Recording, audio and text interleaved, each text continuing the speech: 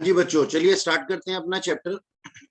और हमारे चैप्टर का नाम है sale of goods on approval basis. Sale of goods on approval basis.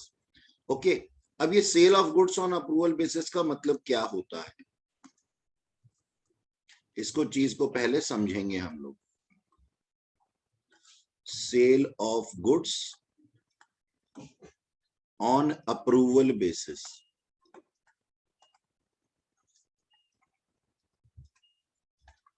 देखिएगा, एक मिस्टर एक्स थे ये, और एक ये थे मिस्टर वाई।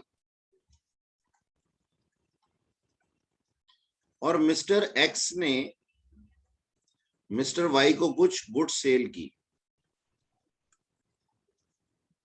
Goods sold. ठीक है जी, ऑन क्रेडिट, क्रेडिट पे गुड्स सेल की इन्होंने। ठीक है, और मिस्टर वाई कहते भाई इस सामान को अभी मुझे एक्सेप्ट करना है या रिजेक्ट करना है ये मुझे मालूम नहीं है। मैं अपनी फैमिली से, अपने घर वालों से सलाह करूंगा और उसके बाद में जैसा भी मुझे ठीक लगेगा मैं इस चीज को एक्सेप्ट या रिजेक्ट करूंगा। तो आप मुझे कुछ थोड़ा सा टाइम दे दीजिए। ठीक है जी। मिस्टर एक्स कहते हैं okay, let's say for an example हम लोगों को जो टाइम मिला वो टाइम पीरियड था इसके अंदर,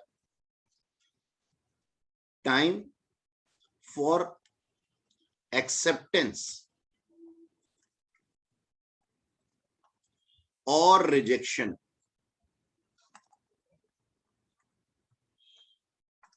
वो था 15 डेज, 15 दिनों का बोला। मतलब 15 दिनों में क्या करना था मिस्टर वाई को, या तो सामान वापस दे जाते या फिर पैसे दे देते, दोनों में से कोई एक भी काम, या फिर 15 दिन खत्म होने के बाद हम इसकी एक्सेप्टेंस मान लेंगे। तो हमारे पास में कॉन्सिक्वेंसेस क्या होते हैं इसके, ये टाइम पीरियड के, कि within time period, within 15 days, within 15 days Y को एक्सेप्टेड और रिजेक्टेड। और आफ्टर 15 डेज क्या होगा,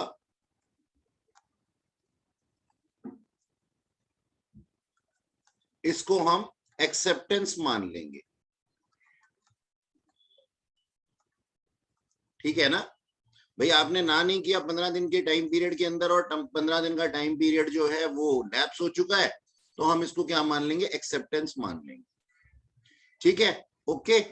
अब यहां पे क्या होता है, एक्सेप्टेंस को हम बोल देते हैं यहां पे सेल्स, कि सर ये सेल कंफर्म हो गई, ये सेल कंफर्म हो गई। तो हम इसको बोल देते हैं, अगर 15 दिन भी बीत जाए और आपका कोई जवाब ना आए तो हम इसको एक्सेप्टेंस मान लेते हैं, यानी कि सेल्स मान लेते हैं। ठीक, अब होता क्या है यहाँ पे, होता ये है इस चैप्टर के अंदर कि अगर मेन जो चीज देखने वाली है वो ये है कि हमारे पास में किस तरीके से, कितनी तरीके की यहाँ पे ये एंट्रीज होती हैं, कितने तरीके की ये एंट्रीज होती है। मतलब हमारी बिजनेस के अंदर, मैं जो बिजनेस रन कर रहा हूं उस बिजनेस के अंदर ऐसी जो ट्रांजेक्शन्स हैं वो कितनी बार होती हैं साल के दौरान। अब समझिएगा इस चीज को भी, जो मैंने यहाँ पे बोला है, मैंने यहाँ पे यही बोला है कि सर एक्सेप्टेंस देनी है 15 दिनों के अंदर दो, रिजेक्शन देना है 15 दिनों के अंदर दो। 15 दिन बीत गए, बात खत्म हो गई, फिर हम आपकी एक्सेप्टेंस मान लेंगे, यानी कि इसकी सेल को कंफर्म मान लेंगे। अब मुझे एक बात बताओ कि सर हुआ क्या होगा अगर मैं नॉर्मल बात करता हूँ, नॉर्मल बात करता हूँ, अभी मैंने आपको कुछ सिखाया नहीं है। हर इंसान अपनी क्रेडिट सेल्स को सेल्स ही मानता है ना। मतलब डे वन पे मिस्टर एक्स ने क्या सोचा होगा कि मेरा सामान बिक गया है, जबकि वो बेचा नहीं गया, भेजा गया है। There is a big difference between sale and भेजा गया, सेंट। ठीक है जी, सेल एंड सेंट का डिफरेंस आपको समझ में आना चाहिए, तभी ये चैप्टर आपको समझ में आएगा। सामान भेजा, अभी बिका नहीं, सामान अभी केवल भेजा गया है, बिका नहीं है, लेकिन मन में आशंका है कि हाँ ये बिक जाएगा। तो हम सबसे पहले तो ये देखते हैं कि इस तरीके की ट्रांजैक्शन एक बिजनेस के अंदर कितनी होती हैं। तो हम इसको 3 पार्ट्स में डिवाइड करते हैं। आप लोगों ने ये बना लिया? आप लोगों ने ये बना लिया? जल्दी बताइए प्लीज। नहीं सर, नहीं सर। जल्दी से बनाइए, फटाफट से, फटाफट बनाइए इसे इस तरीके से, और जैसा मैं लिखवाता चलूं वैसे लिखते चलिए। हमारे पास में ऐसी transaction, sale on approval basis की जो ट्रांजैक्शंस हैं, वो कितनी हमारे पास में फ्रीक्वेंसी क्या है उसकी। तो हम इसको 3 पार्ट्स में डिवाइड करते हैं, वॉल्यूम को या फिर नंबर ऑफ ट्रांजैक्शंस को इन बिजनेस में। कौन सी वाली ट्रांजैक्शंस? ऐसी ट्रांजैक्शंस जो कि अप्रूवल बेसिस पे होती हैं। ऐसे ट्रांजैक्शंस हम अपने बिजनेस के अंदर कैजुअली करते हैं, ओकेजनली मतलब कभी कभी, आमतौर पे करते हैं, या फिर बहुत सारी करते हैं कि भाई इसके बिना तो हमारा काम ही नहीं चलता। हमने इसको 3 पार्ट्स में डिवाइड किया। ओके, अब 3 पार्ट्स में डिवाइड करने के बाद में पहले में हम पढ़ेंगे ओकेजनली। अगर ओकेजनली होगा तो उसका क्या ट्रीटमेंट होगा। ठीक है जी। अच्छा एक बात बताओ, जैसे ही सेल हुई, ठीक है, और सेल हुई तो हम इसको क्या मान लेंगे सर? सर हम इसको ना एक्सेप्टेंस मान लेंगे, या फिर मैं ये बोल सकता हूं कि अगर जैसे ही एक्सेप्टेंस आई, जैसे ही एक्सेप्टेंस आई तो हम इसको सेल मान लेंगे, और अगर रिजेक्शन आया तो क्या मानेंगे? बोलो सर, अगर रिजेक्शन आया तो हम इसको क्या मानेंगे? बोलो बोलो। क्लोजिंग स्टॉक, क्योंकि रिटर्न हो गया है ये सामान। ठीक है सर, ओके। अब अगर नॉर्मली ऐसा होता है तो उस केस में क्या होगा? एक सेपरेट रजिस्टर लगाया जाएगा।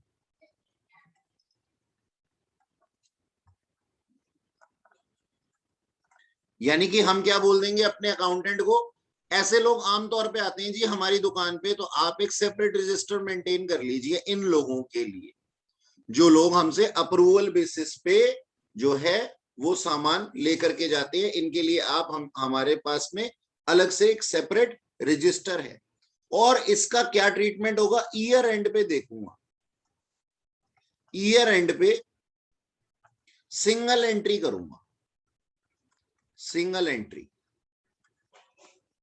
इसका मतलब क्या हुआ?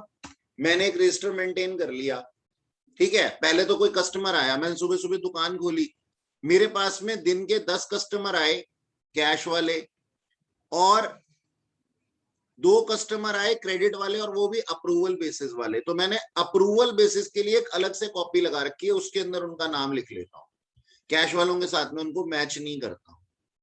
क्रेडिट सेल्स वो भी अप्रूवल बेसिस वाली, ठीक है, ओके। देखो क्रेडिट सेल्स भी 2 तरीके की होती है, मैं आपको बताऊं। सामान हमने लिया, हमने उसको ओके कर दिया, एक्सेप्टेंस दे दी, हम बाद में पैसे दे देंगे। इसके लिए हम क्या करते हैं सर? बाद में कैश दे देते हैं या फिर बिल ऑफ एक्सचेंज दे देते हैं साइमल्टेनियसली। और एक होता है सर अप्रूवल बेसिस, यानी कि घर पे जाऊंगा पूछ करके बताऊंगा, तो वो पूछ के बताऊंगा वाले की बात कर रहा हूं मैं यहाँ। अच्छा, अब अगर सोचो हमारे पास में बहुत सारी ऐसी ट्रांजेक्शन्स हैं, यानी कि इसके बिना तो हमारा काम ही नहीं चलता, तो हम क्या करेंगे सर? इसकी सेपरेट बुक्स लगा लेंगे, सेपरेट बुक्स लगा लेंगे, सेपरेट रजिस्टर नहीं, अब सेपरेट बुक्स। यानी कि एक रजिस्टर से काम नहीं चलेगा, हमें बुक्स ऑफ अकाउंट यानी कि पूरा सिस्टम ही अलग करना पड़ेगा। और ये जो सेपरेट बुक्स हैं ये हमारी ओरिजिनल बुक्स नहीं होती। मतलब मान लो, 1 मिनट के लिए मैं इस चीज को समझाता हूं। एक तो होता है, तुम लोगों को मालूम है कि सर हमारा ना एक छोटा सा वर्किंग नोट बनेगा आंसर में। मैं आपको कहता हूं ना भाई आंसर के साथ में working note should be part of your answer, तो आप लोगों को मालूम है कि सर हमारा तो एक छोटा सा वर्किंग नोट बनेगा, तो हम क्या करते हैं? उसी पेज पे बना लेते हैं एक वर्किंग नोट। या फिर हम क्या करते हैं, अगर हमें पता है कि हमारे वर्किंग नोट ऐसे बनने हैं जिसमें कि खिचड़ी पकनी है और हो सकता है कैलकुलेशन भी गलत हो, तो हम क्या करते हैं? उस पेज को खराब नहीं करते, क्या करते हैं? सबसे लास्ट वाले पेज पे जाते हैं कॉपी के, वहीं पे गंद मचाते हैं और फिर वहां से फाइनल फिगर लेकर के आते हैं। या फिर एक प्रॉपर वर्किंग नोट बना करके लेके आते हैं। ऐसा होता है ना, मेरे साथ भी होता है ऐसा कि जब बड़ी लंबी कैलकुलेशन होती है तो देखो यहाँ पे क्या है, वॉल्यूमिनस है, ऐसी ट्रांजेक्शन्स वॉल्यूमिनस है, तो हम क्या करेंगे, सेपरेट बुक्स लगाएंगे। और सेपरेट बुक्स ये जो है ना, जैसे आपका लास्ट वाला कॉपी का पेज आपका वर्किंग नोट नहीं माना जा सकता, ऐसे ही ये सेपरेट बुक्स जो होती हैं ये टेम्परेरी होती हैं। ठीक है जी, ये टेम्परेरी होती हैं और इन टेम्परेरी बुक्स को हम क्या कहते हैं, मेमोरेंडम बुक्स।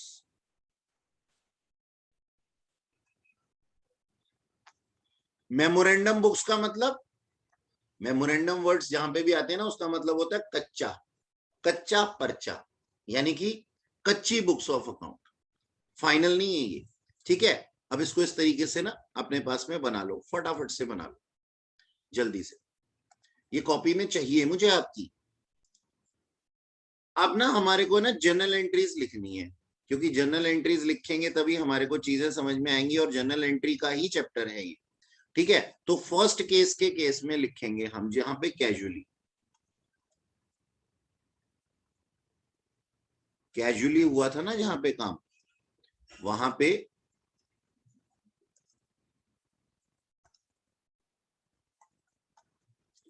कैजुअली या फिर ओकेजनली हुआ था केस 1, उसकी जर्नल एंट्रीज लिखेंगे हम। ठीक है, अब ये जर्नल एंट्री क्या लिखेंगे, जर्नल एंट्री तुम्हारे को आती है, देखो पहले ना स्टेप सीख लेते हैं। पहले क्या होगा, सेलर बेचेगा नहीं, सेंड करेगा, सेंडिंग गुड्स। ठीक है सर, तो इसको हम क्या मान लेंगे, सर हम बड़े आशावादी हैं, इसलिए हम इसको, हम बड़े पॉजिटिव एटीट्यूड वाले हैं, इसलिए हम इसको सेल्स मान लेते हैं। मेरे को जवाब मन में आपके आने चाहिए कि देखो सब कुछ जैसा हम सोचते हैं वैसा ही चलता है। सेलर होता है, उसने good send on approval basis किया, अब वो अपनी सेल्स मान रहा है, चाहे क्रेडिट सेल्स ही मान रहा है उसका, तो वो सेल्स की एंट्री बनाएगा, है ना। अच्छा, अब सोचो अगर एक्सेप्ट हो गया, इफ एक्सेप्टेड, तो हम क्या एंट्री बनाएंगे, बोलो। स्टेज 2 पे अगर एक्सेप्ट हो गया या फिर रिटर्न नहीं हुआ, इसको ऐसे भी लिख दो, not return with in time period, within time period, या फिर हम कहते हैं कि कोई इंटीमेशन ही नहीं था, नो इंटीमेशन,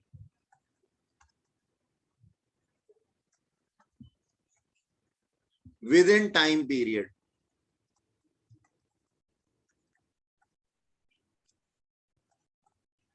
क्या ऐसी सारी सिचुएशंस को मैं एक्सेप्टेंस मान सकता हूं, हाँ सर, एक्सेप्टेंस तो एक्सेप्टेंस है ही, रिटर्न नहीं करके गया, यानी कि मैंने अमेजोन से कोई सामान मंगाया, 15 दिनों के अंदर मेरे पास में पेबैक गारंटी थी उनकी, मैंने उनको वापस नहीं किया, और या फिर कोई इंटीमेशन ही नहीं दिया, टाइम पीरियड निकल गया, दोनों का मतलब सेम है, तो इसको क्या मानेंगे जी, इसको एक्सेप्टेंस ही मानेंगे। अब बोलो इस टाइम पे क्या एंट्री होनी चाहिए तुम्हारे हिसाब से, बोलो।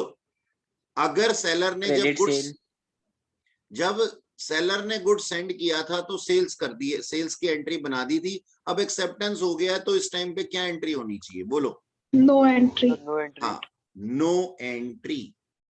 क्यों सर, क्यों नो एंट्री, क्यों, अरे भैया हम तो पहले से ही इसको सेल्स मान चुके हैं, डबल डबल सेल्स की एंट्री बनाओगे क्या। ठीक है, तो कोई अगर मान लो सेलर ने गुड्स भेजे हैं और एक्सेप्ट हो गए हैं, या फिर रिटर्न नहीं आए हैं, या फिर कोई इंफॉर्मेशन नहीं है, तो एक्सेप्टेंस के टाइम पे हम इसकी कोई एंट्री नहीं बनाएंगे। लेकिन if returned, return with in time period,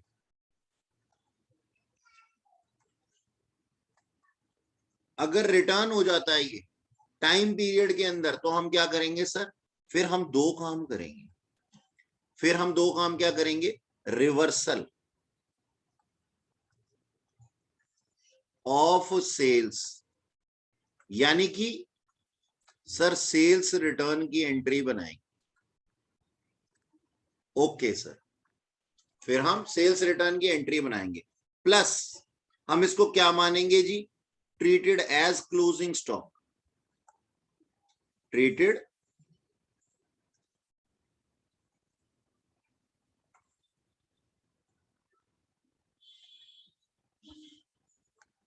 as closing stock. फिर हम इसको अपना क्लोजिंग, मैंने क्लोजिंग क्लोजिंग लिख दिया, क्लोजिंग स्टॉक। अच्छा सर ठीक है, वापस आ गया तो क्लोजिंग स्टॉक में मिला लेंगे, ठीक है। अच्छा, अब जरा इस चीज के लिए जर्नल एंट्री लिखें, बताओ मेरे को सेल्स की जर्नल एंट्री क्या होती है। Sir journal entry for sales, ये सब ने लिख लिया, ये सब लिख लो जल्दी से। Sir last point. कोई बात नहीं, लिख लो। यस सर हो। इसको मैं हटा नहीं रहा, बस छोटा कर रहा हूं, ठीक है। अब सोचो सर जर्नल एंट्रीज,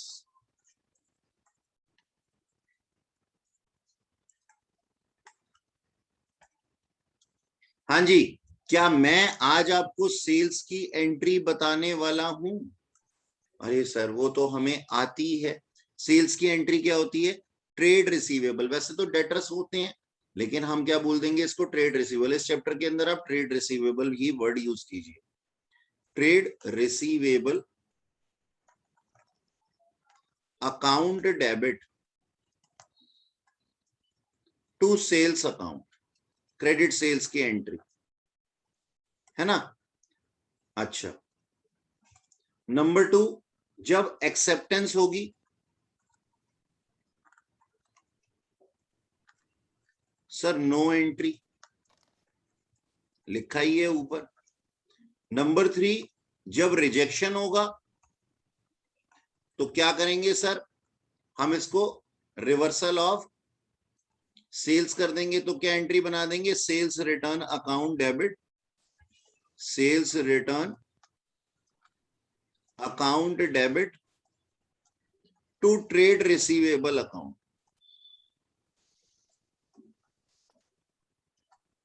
अच्छा, ये तो फर्स्ट एंट्री हो गई।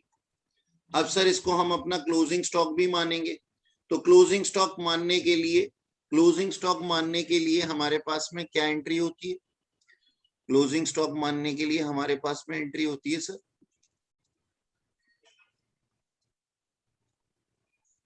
क्लोजिंग स्टॉक या फिर स्टॉक विद कस्टमर बोलेंगे इसको, चलो आप क्लोजिंग स्टॉक ही लिख लो, closing stock account debit to trading account.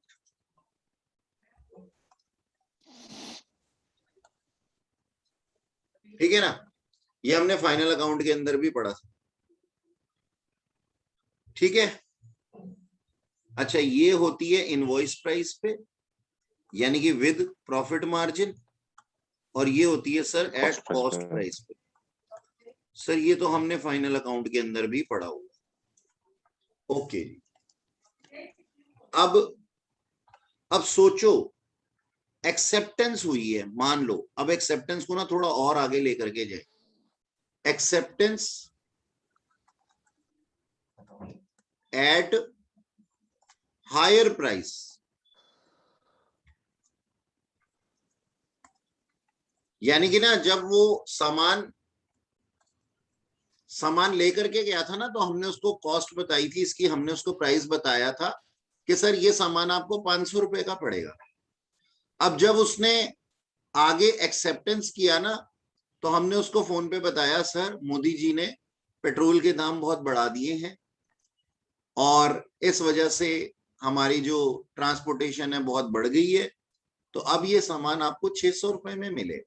तो अगर वो उसको सामान बहुत अच्छा लगता है तो वो 600 रुपए में भी खरीदेगा। अगर वो 600 रुपए में खरीद लेता है तो आपके हिसाब से क्या होना चाहिए, देखो समझने वाली बात है, 500 रुपए से तो हमने यहाँ पे एंट्री कर दी होगी ना जब हमने सेल्स किया होगा, तो 100 रुपए से हम सेल्स की सेम एंट्री ही दोबारा कर देंगे, है ना, ये नहीं है, बिल्कुल सही है सर। तो हम क्या एंट्री बना देंगे sir, trade receivable account debit to sales account. ठीक है जी, ओके, एडिशनल अमाउंट के लिए। अच्छा, कभी कभी ऐसा भी हो सकता है, एक्सेप्टेंस एट लो प्राइस, और ये तो हमेशा ही होता है। सामान लेके चले गए, 500 रुपए का रेट बताया था, अब इंटीमेशन दे रहे हैं सर हमें आपका सामान पसंद है, एक्सेप्टेंस है, हमारी तरफ से एक्सेप्टेड है, लेकिन हम ना आपको 500 रुपए नहीं देंगे, हम आपको 450 रुपए दे सकते हैं, बोलिए आपका सामान लौटा दूं या फिर अपने पास रख लूं? तो दुकानदार कई बार ये कह देता है, कहता है ठीक है सर आप कम रेट पे ही ले लो। अगर ऐसा होगा कम रेट पे, तो हम क्या करेंगे सर, रिवर्सल की एंट्री बनाएंगे। फिर हम क्या बनाएंगे सर, रिवर्सल की एंट्री बनाएंगे। और रिवर्सल की एंट्री ध्यान से देख लो, बोलो रिवर्सल की एंट्री क्या होनी चाहिए, बोलो रिवर्सल की एंट्री क्या होनी चाहिए? Sales return account debit to बस ट्रेड। यही मैं सुनना चाहता था, बस यही मैं सुनना चाहता था। ये बात बताओ कि क्या सामान वापस आया है? नहीं सर। तो आप सेल्स रिटर्न कैसे ये कह सकते? Trade receivable. मेरी बात सुनो, यहाँ पे ध्यान देना, कृपया आंखें खोलें। यहाँ पे आप एंट्री बनाएंगे sales account debit sir to trade receivable account.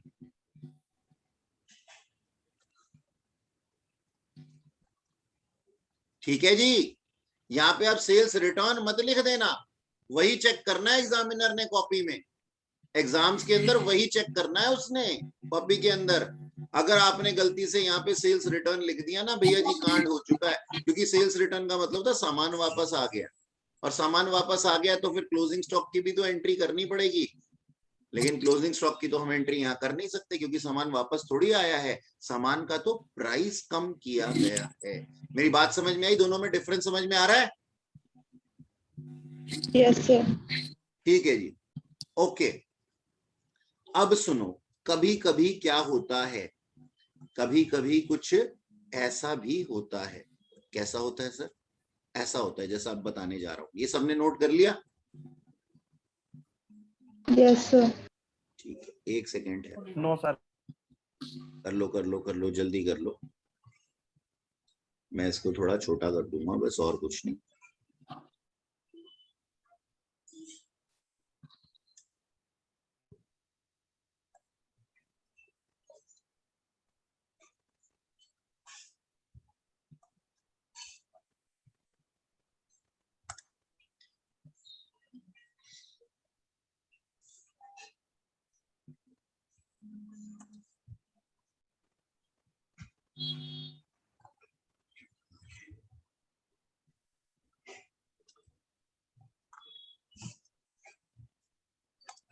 ठीक है जी, ये विजिबल है आपको मेरे ख्याल से। अब देखो सिक्स्थ एंट्री, ये है जबरदस्त एंट्री, ध्यान देना जरा मेरी बात पे। ये एंट्री क्या बोलती है? ये एंट्री की सिचुएशन को बताती है कि goods lying with customer, lying with customer,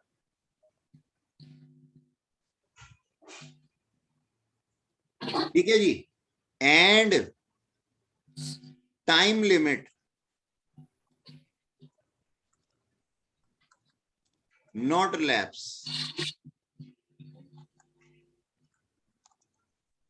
ठीक है जी, टाइम लिमिट लैप्स नहीं हुआ, उस केस में क्या एंट्री होगी? ठीक है, ओके। अच्छा एक बात सुनो, मेरी बात सुनो, मेरी बात सुनो, इसमें हो पता क्या रहा है? इसमें ये हो रहा है कि goods lying with customer and time limit not lapse. अच्छा, इसमें ये हो रहा है कि ना हमारा ईयर एंड हो गया, बीच में ईयर एंड हो गया, ईयर एंडेड। इस सिचुएशन के अंदर क्या हो रहा है? ईयर एंड हो रहा है बीच में। ठीक है, ईशू जी माइक ऑफ कर लीजिए। हाँ जी, यानी कि ये सामान किसके पास में है? कस्टमर के पास में। और अभी तक हाँ और ना का टाइम पीरियड लैप्स हुआ नहीं है और ईयर एंड होने जा रहा है। तो सर हम क्या करेंगे? हम नंबर 1 तो अपनी सेल्स को कैंसिल करेंगे। नंबर 1 हम क्या करेंगे सर? Cancellation of cell. यानी कि हम क्या मानेंगे इसको? पहले समझ लो, अच्छा लिखेंगे बाद में। ईयर एंड हो रहा है, अब हमें क्या दिखाना है? ये सामान बिका भी नहीं है, तो हमें क्या दिखाना है कि ये सामान हमारे पास में है। चाहे ये डिलीवरी जो है हमने कर दी है, लेकिन उसके ऊपर ओनरशिप किसकी है? हमारी है। ओनरशिप किसकी है? हमारी है। हमने डिलीवरी जरूर दे दी है, ठीक है। तो हम क्या कहते हैं? हमें इसको अपने क्लोजिंग स्टॉक का पार्ट बनाना पड़ता है और साथ ही सेल्स को वापस दिखाना पड़ता है। यानी कि हमें यह दिखाना पड़ता है कि हम सेल्स का रिवर्सल कर देते हैं for the time period, for the time being. मतलब मान लो, ध्यान देना जरा मेरी बात पे, होगा क्या मैं समझाना चाहता हूं इस चीज को। मान लो मैंने ना 28 मार्च को, ध्यान देना मेरी बात पे, 28 मार्च को कुछ गुड्स सेल किए 15 दिनों के लिए, 15 दिनों के लिए फॉर 15 डेज। अब इसके बाद में क्या दिन आएगा? 29, 30, 31, 3 दिन ये और 12 वो, तो हाँ 12 तारीख आ जाएगी। 12/4 तक का टाइम पीरियड था इसके पास, लेकिन बीच में क्या आ गया? 31 मार्च। तो अब यहां पे मैंने एंट्री दिखा दी होगी सेल्स की एंट्री दिखा दी होगी। अब इस टाइम पीरियड पे ना मुझे क्या करना पड़ेगा? इस टाइम पीरियड पे मुझे क्या करना पड़ेगा? मेरे को रिवर्सल ऑफ सेल्स की एंट्री करनी पड़ेगी। रिवर्सल ऑफ सेल्स और प्लस इसको इंक्लूड करना पड़ेगा क्लोजिंग स्टॉक। सर अगर बाद में एक्सेप्टेंस हो गई तो फिर नई सेल्स की एंट्री बनानी पड़ेगी। अगर एक्सेप्ट हो गया देन फिर से एक सेल्स की एंट्री बनानी पड़ेगी नए साल के अंदर। तो खैर हमें तो 31 मार्च तक का टाइम पीरियड देखना है कि हमने क्या किया है। हमने सामान भेज दिया है, हमने सामान भेज दिया है, ठीक है। और अभी तक उसकी हाँ या ना आई नहीं है और टाइम पीरियड भी लैप्स नहीं हुआ, तो हमें दो चीजें करनी पड़ेगी, reversal of sale plus closing stock. इसको क्लोजिंग स्टॉक की तरह मानना पड़ेगा। इसको यहां से हटा रहा हूं। अच्छा, एक बात अभी और समझाऊंगा तुम्हारे को, पहले इसको समझ लो, पहले इसको लिख लो। इसकी एंट्री क्या होगी? रिवर्सल ऑफ सेल्स की।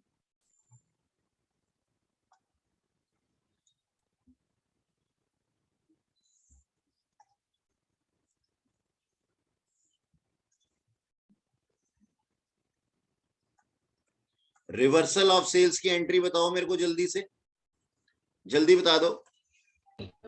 Sales return account debit to debit बस मैं यही सुनना चाहता था, फिर से sales return account debit. Sales account debited to trade receivable. Account. Sales account debit to trade receivable account.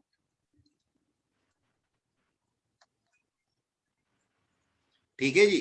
Sir लेकिन इसमें सर एक सेकंड ठहरो, sales- एक सेकंड, sales- एक सेकंड ठहरो, प्लीज ठहरो, प्लीज ठहरो, प्लीज ठहरो। मुझे मालूम है आप क्या बोलना चाह रहे हैं, प्लीज ठहरो। मैं अभी आपकी सारी कंफ्यूजन दूर कर दूंगा, 2 मिनट सुनो मुझे। प्लस हम इसको क्लोजिंग स्टॉक ट्रीट करेंगे।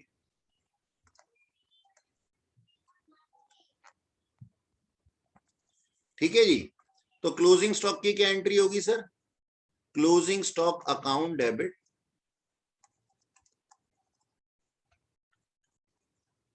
To trading account. ये जनरल एंट्री होगी हमारे पास। अच्छा, ये फिक्स है। अब सुनो मेरी बात, मैंने ना यहां पे भावनाओं में बह करके कुछ एक एंट्री यहां पे लिख दी गलती से। ठीक है जी, ध्यान देना, इसको ठीक करना बच्चों। थर्ड एंट्री जो थी ना, ये लो, इसको जूम कर देता हूं। ये जो थर्ड एंट्री आपने अभी कॉपी में लिखी थी ना यहां पे, इसको जरा अपने पास ठीक कर लो। रिजेक्शन की जो एंट्री थी ये वाली, रिजेक्शन जब होगा तो हम क्या एंट्री बनाएंगे, sales return account debit to trade receivable, बस। क्यों सर यहाँ पे क्लोजिंग स्टॉक क्यों नहीं दिखाया जाएगा? क्योंकि क्लोजिंग स्टॉक ऑटोमेटिकली बढ़ जाएगा। हमने क्रेडिट सेल्स किया था जी, ट्रेड रिसीवेबल हमने वापस माइनस कर दिए और सेल्स रिटर्न दिखा दिया इसको। अब ईयर एंड पे ट्रेडिंग अकाउंट बनता है, और क्या अभी ईयर एंड हो गया था? नहीं, अभी ईयर एंड नहीं हुआ था। तो ट्रेडिंग अकाउंट वाली एंट्री यहाँ पे रिजेक्शन के केस में with in the time period हम नहीं करते हैं, जब हमारा साल बचा हुआ होता है तब नहीं करते। ठीक है जी, तब नहीं करते। अच्छा, ये पूरा का पूरा है। हाँ बेटा, अब बोलो क्या कहना चाहते हो? सर एक बात पूछनी है। बोलो। फॉर एग्जाम्पल 28 को मैंने आपको एक बिल जनरेट करा, मेरी कंपनी XYZ लिमिटेड ने, बिल नंबर है 9999 जी। वो 1 लाख रुपए से ऊपर का बिल था। तो क्या मैं उस, आप मेरी बात समझ गए होंगे कि मैं क्या उसको ईवे भी उसको कैंसिल कैसे, उस केस में कैसे होगा? वो तो जीएसटी का मैटर है यार, अकाउंटिंग मतलब का चलो मैटर। उसको छोड़ दो। तो मतलब फॉर एग्जाम्पल तो वो 9999 बिल को कैंसिल करूंगा और अगले साल में नया बिल जनरेट करके दूंगा आपको। जी। But sir credit, GST credit वापस आ जाएगा उसका सर, फिर आपको दोबारा पे करना पड़ेगा। इनपुट टैक्स क्रेडिट भी आपको रिवर्स करना पड़ेगा। मेरे को अच्छा, बिल्स इस भी। चीज को आप मेरे से बाद में समझ लीजिएगा क्लास के बाद में। ठीक है ओके। वो जो है आपको आईजीएसटी का रिवर्सल भी देना पड़ेगा, और क्या नाम है आईटीसी का रिवर्सल भी देना पड़ेगा आपको, और बाद में आप दोबारा से ले सकते हैं। अगले मंथ की जो क्या नाम है हम रिटर्न फाइल करेंगे ना, उसके अंदर अगले महीने का जो ब्यौरा होगा ना, उसके अंदर आप बिल नंबर नहीं आ जाएगा आपको? जी, रिप्लेस हो जाएगा। अच्छा, उसको बाद में डिस्कस कर लेना। ये चीजें सबने लिख ली बच्चों? जल्दी से बताओ, फटाफट से नोट कर लो। एक बार फिर से मैं रिवाइज करा देता हूं कि सर अगर हमने कैजुअली सेल की है, यानी कि कभी कभी हम ऐसे करते हैं, तो हमारा जो सेलर है वो जब गुड्स सेंड करेगा तो हम सेल्स की एंट्री बनाएंगे। अगर एक्सेप्ट हो जाती है, रिटर्न नहीं आती है, या फिर कोई इंटीमेशन नहीं होता विद इन टाइम पीरियड, तो हम इसकी कोई एंट्री नहीं बनाते, क्योंकि हम ऑलरेडी सेल्स की एंट्री बना चुके थे। और अगर रिटर्न हो जाती है विद इन टाइम पीरियड, तो हम क्या करते हैं, इसको रिवर्सल ऑफ सेल्स मानते हैं। रिवर्सल ऑफ सेल्स मानते हैं। ठीक है जी, इसको यहां से ट्रीटेड एज क्लोजिंग स्टॉक को हटा देते हैं, क्योंकि अब इसको हम ठीक कर चुके हैं। तो हम इसको सेल्स रिटर्न मानते हैं, क्योंकि रिजेक्शन आ गया, और रिजेक्शन आ गया तो हम इसको वापस से सेल्स रिटर्न कर देते हैं। ओके सर, अब इसकी जर्नल एंट्रीज क्या कहती हैं? इसकी जर्नल एंट्री करती है सर, सेल्स की एंट्री होती है, क्रेडिट सेल्स की entry, trade receivable account debit to sales account. Acceptance की कोई एंट्री नहीं होगी, क्योंकि ऑलरेडी हम एंट्री कर चुके थे। अगर रिजेक्शन आ जाता है और ईयर एंड नहीं हुआ अभी तक, अभी ईयर एंड नहीं हुआ, ठीक है जी, रिजेक्शन आ जाता है, तो हम रिटर्न की एंट्री बना देते हैं, sales return account debit to trade receivable account. लेकिन सर, लेकिन अगर हमारे पास में एक्सेप्टेंस आ जाती है एट हायर प्राइस, अगर एक्सेप्टेंस आती है हायर प्राइस पे, तो हम जो रिमेनिंग अमाउंट है उससे एक और एंट्री पास कर देंगे, सेम एंट्री सेल्स की, क्रेडिट सेल्स की। और अगर एक्सेप्टेंस आती है लो प्राइस पे, तो याद रखना सामान वापस नहीं आया, यहाँ पे सेल्स रिटर्न मत कर देना, sales account debit to trade receivable account, यानी कि सेल्स को कम कर रहे हैं हम एट इनवॉइस प्राइस। अच्छा, अब एक सिचुएशन ऐसी है जहां पे गुड्स तो है कस्टमर के पास में, टाइम लिमिट लैप्स नहीं हुआ, लेकिन हमारा ईयर एंड हो गया, तो उस टाइम पे हमें क्या करना पड़ेगा, रिवर्सल ऑफ सेल दिखाना पड़ेगा, और क्लोजिंग स्टॉक में इसको इंक्लूड करना होगा, क्योंकि हमारा ईयर एंड हो रहा है और अब हमें इसके लिए डिसीजन लेना जरूरी है। तो हम रिवर्सल ऑफ सेल्स की एंट्री बनाएंगे, sales account debit to trade receivable account. आपको जो ध्यान रखना है, जब तक सामान वापस ना आए, और सामान वापस कब आता है, रिजेक्शन के केस में आता है, तब तक आप सेल्स रिटर्न अकाउंट नहीं लिखेंगे। ठीक है जी, तब तक आप सेल्स, यानी कि ये सामान वापस नहीं आया, इसको हमें रिवर्स करने की मजबूरी है। ठीक है जी, ओके, और ये सामान भी वापस नहीं आया था, इसको रिवर्स करने की हमारी मजबूरी है। तो देखो यहाँ पे सेल्स रिटर्न नहीं लिखा, सेल्स रिटर्न नहीं लिखा, सेल्स लिखा है, बस ये डिफरेंस है। ठीक है जी, ओके, हमने ये वाला पॉइंट फाइनल अकाउंट के अंदर पढ़ा था सेल्स रिटर्न के नाम से, लेकिन वहां पे ऐसे ही चलता है।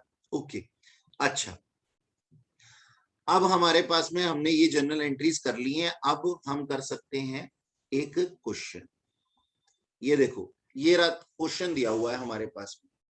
क्वेश्चन क्या दिया हुआ है, क्वेश्चन पढ़ लो, अच्छे से पढ़ लो, एक बारी सेल्फ स्टडी कर लो, इस क्वेश्चन सेल्फ स्टडी कर लो। लिखा है सीई, आपके मॉड्यूल का ही क्वेश्चन है ये। CE send goods to his customer on return sales और return basis with the following transactions. ये ट्रांजेक्शंस थी उनकी, सितंबर 15, अक्टूबर 20, नवंबर 25 और 31 दिसंबर को। अब यहाँ पे है ना, हमें ये नहीं पता सर, हमें कैसे पता लगेगा कि हमने कौन सा वाला केस यूज करना है, ओकेजनली करना है या फिर हमने करना है क्या नाम है, आमतौर वाला, ठीक है, या फिर हमने करना है वॉल्यूमिनस वाला। तो सर देखो जरा, पढ़ो ध्यान से और मुझे बताओ कि क्या आपको कोई इंटीमेशन आती है। लिखा हुआ सीई रिकॉर्ड सेल्स और return transaction as ordinary sale, ठीक है जी, as ordinary sales you are required to pass the necessary journal entry in the books of CE, assuming that accounting year close on 31st December, यानी कि ये year and की sales. Okay, अच्छा, यहाँ पे हमारे पास में क्या दिया हुआ सर, हमारे को कुछ डाटा दिया हुआ है, और ये डाटा क्या कहता है, ये हम देख लेते हैं कि हमने सितंबर, चैट में क्या लिखा है सर, एंड में जो हम क्लोजिंग स्टॉक की एंट्री करेंगे तो पहले जो सेल्स रिटर्न हुआ है उसे भी इंक्लूड करेंगे क्या इसमें? वो तो ऑलरेडी इंक्लूडेड हो जाएगा ना बेटा, क्योंकि उसकी लेजर पोस्टिंग हो चुकी होगी और लेजर से ही ट्रायल बैलेंस बना होगा और ट्रायल बैलेंस से ही तो फाइनल अकाउंट बनते हैं। ठीक, अच्छा, अब सर आइए जरा इसकी एंट्रीज लिखेंगे हम और समझेंगे चीजों को कि किस तरीके से होगा ये क्वेश्चन। सबसे पहले 15 सितंबर, send goods to customer on sales और return basis at cost plus 33.33%। इसको हम क्या कहते हैं, इसको हम कहते हैं सर 33.33%।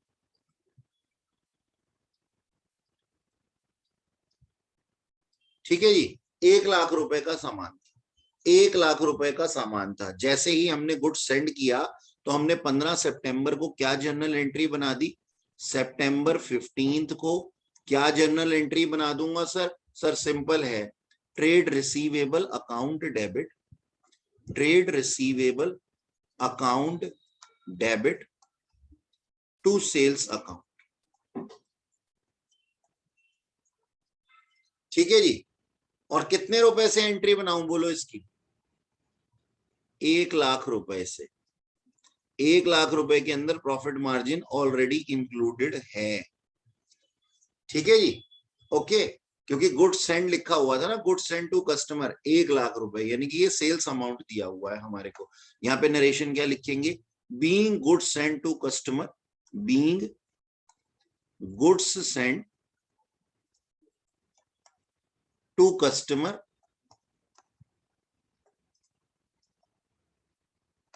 On approval basis.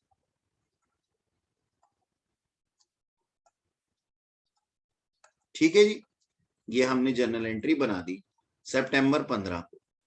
अब अक्टूबर 15 आई, अक्टूबर 20 आई, goods return by customer 40,000 rupees.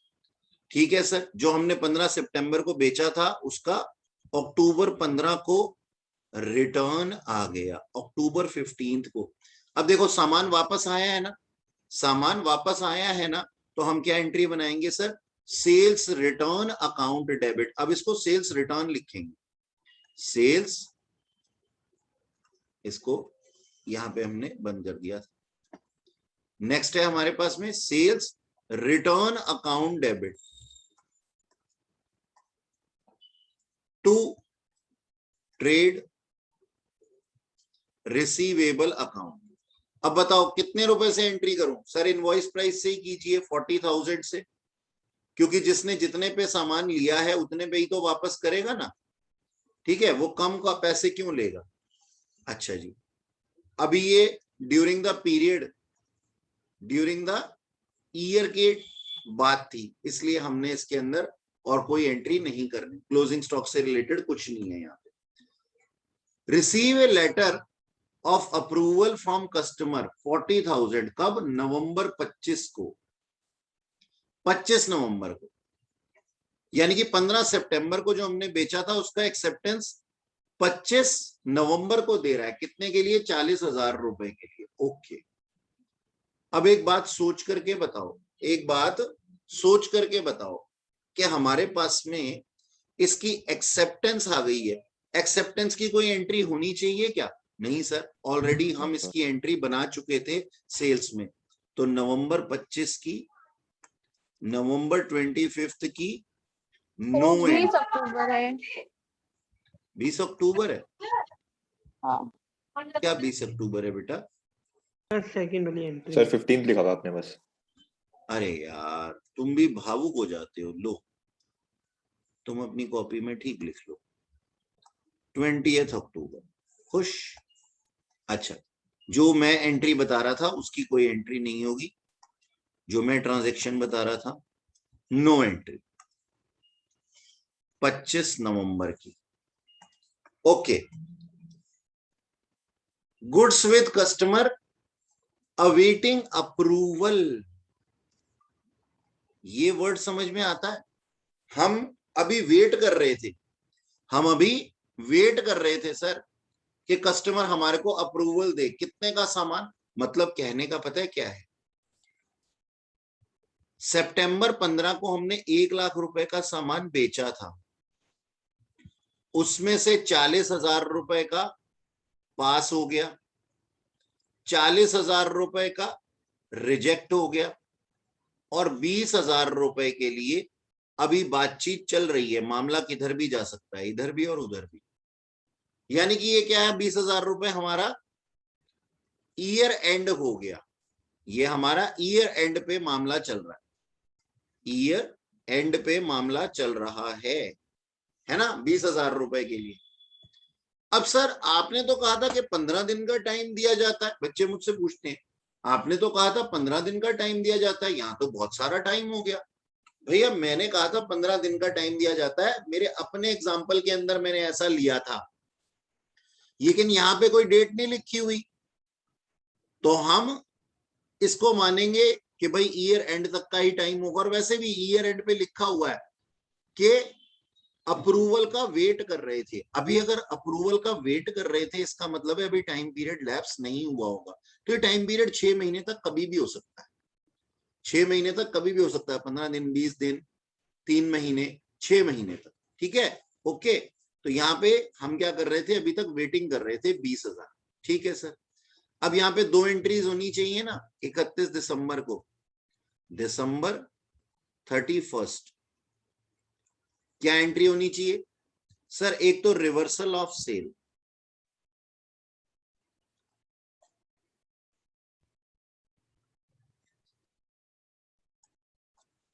ठीक है जी, reversal of sale. Reversal of sale की एंट्री क्या होगी, बोलो जी? Sales account debit to trade receivable account.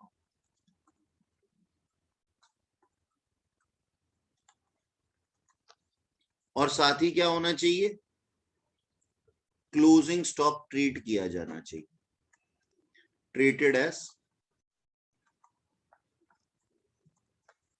Closing stock. तो ठीक है सर, क्लोजिंग स्टॉक ट्रीट कर लेते हैं हम इसको। Closing stock account debit to trading account.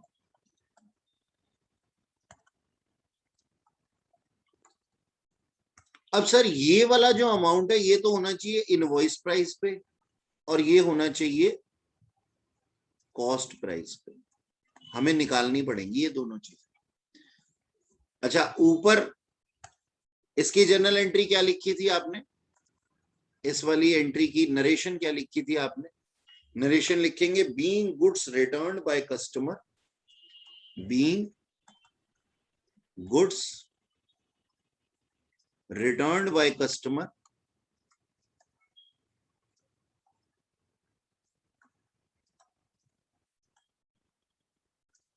ठीक है जी। टू होम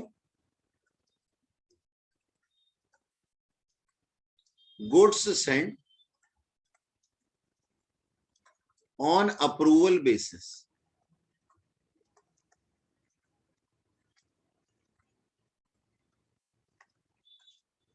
ठीक है जी, ये है हमारे पास में। ओके, अच्छा, और ये क्या है? ये क्या है? बीइंग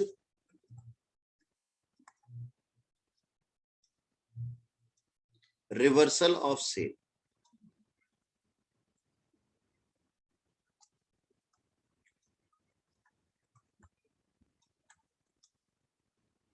और यहां पे बीइंग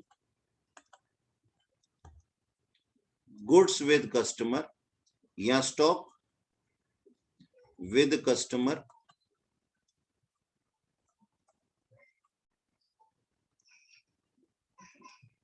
नॉट अप्रूव्ड।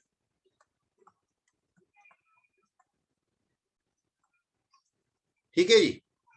अच्छा, अब मेरे को ना यहाँ पे अमाउंट निकालने हैं।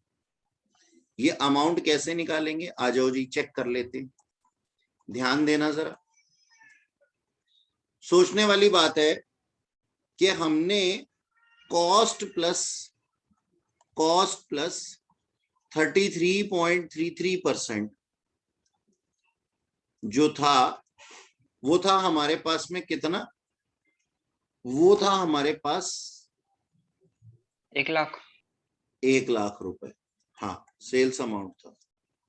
ठीक है ना? ओके, तो 1 लाख रुपए ये अमाउंट था मेरे पास में। तो अब इसका अमाउंट निकाल करके बता सकते हैं आप रिवर्सल ऑफ सेल के अंदर कि इसका इनवॉइस प्राइस कितना था। ओ सॉरी, कॉस्ट प्राइस निकाल के दिखा सकते हैं।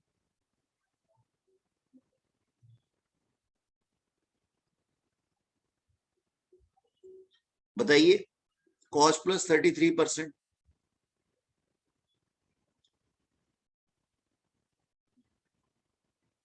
ये हिंट मैंने आपको दिए। सर 133.33। 133.33 वो कितना है? सर आप किसका पूछ रहे हो, 1 लाख का या फिर 20,000? कितना? मेरे को तो इसका अमाउंट निकालना है ना। 1 लाख रुपए में से 20,000 रुपए का है ना। 20,000 रुपए के ऊपर कितना प्रॉफिट मार्जिन था वो बताओ मेरे को। आप लोग कैलकुलेट कर लो। 5,000। Profit margin on cost is 33.33%। ठीक है जी। तो हमारी कॉस्ट कितनी हो जाएगी? 100 minus profit margin on sales. Sales amount है 1 लाख रुपए सेल्स अमाउंट। तो 100 माइनस 33 पॉइंट, इसको यहां से हटा दो। ठीक है, यहां तो ऊपर 1 लाख की एंट्री नहीं होनी चाहिए। और अगर 1 लाख को हमने सेल्स माना है तो हमारी कॉस्ट जो है वो कम हो जाएगी। 100 माइनस 33.33 ये कितना बन जाता है? 66.67। 66.67%। ये हमारी कॉस्ट बन करके आ जाती है। ठीक है जी, ये हमारी कॉस्ट निकल करके आ जाती है। अब 1 लाख रुपए के सामान की, 1 लाख रुपए क्या है? सेल्स प्राइस है। ये अपने आप में 100% कितना? 1 लाख रुपया। ओके, तो प्रॉफिट मार्जिन है 33.33%। ये प्रॉफिट है और सर ये कॉस्ट है। जो हमने अभी निकाली है 66.67। ओके, ये है हमारे पास में। अब मुझे एक बात बताओ, 1,00,000 रुपए का 66.67% कितना आता है? सर जब प्रॉफिट यानी कि अगर 1,00,000 रुपए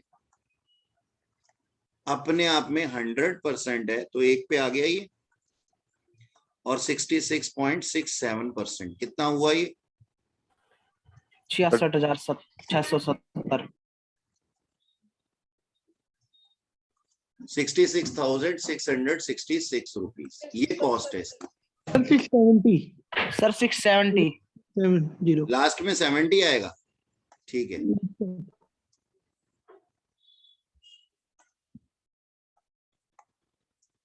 इतने रुपए की कॉस्ट है इसकी टोटल, ठीक है। अब अगर 1,00,000 रुपए पे 20,000 रुपए के सामान की कैलकुलेशन करनी है तो बताओ 66,667 पे कितने की कैलकुलेशन करनी है, यानी कि क्रॉस मल्टीप्लीकेशन कर लो।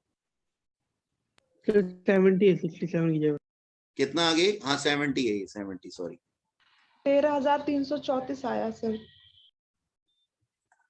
यस सर 13,334 रुपए ये हमारा अमाउंट है, जो कि बुक में 15,000 रुपए दिया हुआ। ठीक है जी, ओके। तो आप यहां पे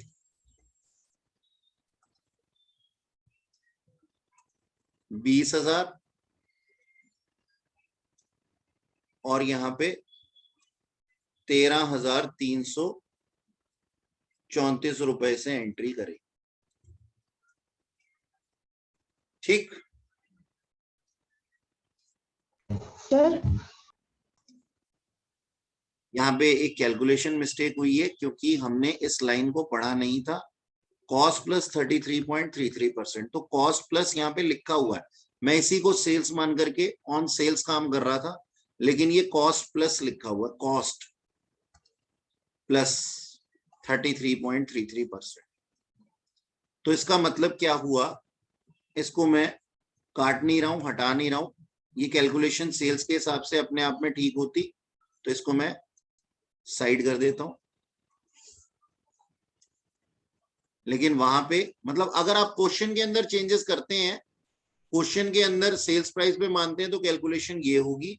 अदरवाइज अगर हम कहते हैं सर कॉस्ट प्लस 33.33%, तो हम हमेशा फिर कॉस्ट को 100% मानेंगे, प्लस 33.33 मतलब यानी कि ऑन कॉस्ट जो भी चीज होती है ना, ऑन कॉस्ट या ऑन सेल्स जो भी लिखा हो उसको हम 100 मानते हैं। तो अब यहाँ पे जैसे हमने ऊपर वाले को सेल्स को 100 माना था ना, अब हम कॉस्ट को 100 मान रहे हैं। तो ये क्या हो गई सर, सेल्स प्राइस कितनी हो गई, ये हो गई हमारी 133.33%। ये हमारा हो गया सेल्स प्राइस, ठीक है, ये हमारा हो गया सेल्स प्राइस 133.33%। अच्छा जी, अब अगर 1,00,000 रुपए, 1,00,000 रुपए को छोड़ो, 20,000 रुपए की कैलकुलेशन करनी है हमने। 20,000 रुपए अगर अपने आप में कितना है 133.33%, ठीक है, तो 100% कितना होगा, 100% कितना होगा, तो हम करते हैं 20,000 डिवाइडेड बाय 133.33% मल्टीप्लाइड बाय 100, क्योंकि 100 ही हमारी कॉस्ट है और कॉस्ट ही चाहिए हमारे को। ये कितना आ जाता है,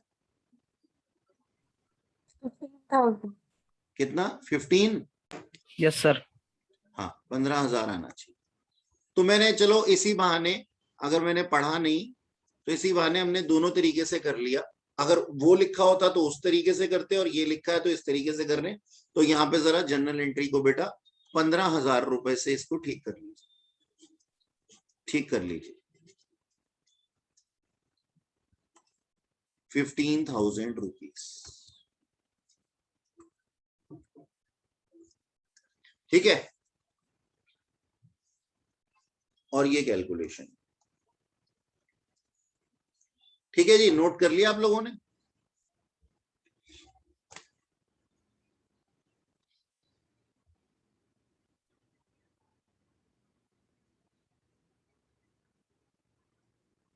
जल्दी से नोट कर लीजिए, फिर हम आगे चलें। सर जनरल एंट्री दिखा दो एक बार। हाँ बेटा, ये लो।